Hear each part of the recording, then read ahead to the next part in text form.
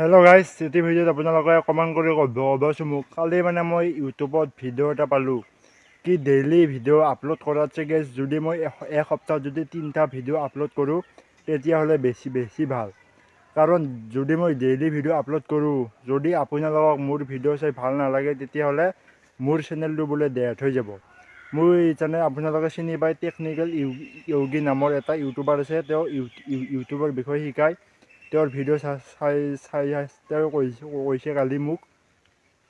তো আপোনালোকে ক'বচোন মই ডেইলি ভিডিঅ' দিয়া উচিত নে এসপ্তাহত 3টাকৈ ভিডিঅ' দিম, মানে এদিন এৰি এদিন ভিডিঅ' আপলোড কৰিম মই ভিডিঅ'। তো আপোনালোকে কমেণ্ট কৰি জনাব পাৰে। তো আপোনালোকে মোৰ এই ভিডিঅ'টো অসমৰ পৰা চাই আছেনে অসমৰ বাহিৰৰ পৰা চাই আছে বাৰু কমেণ্ট কৰি দিব।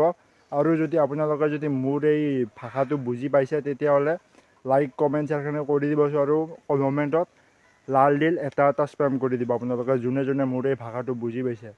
তো আপোনালোকে মই ডেইলি ভিডিঅ' আপলোড কৰিম নে নকৰিম এবাৰ আপোনালোকে কমেণ্ট কৰি ক'বচোন মোক।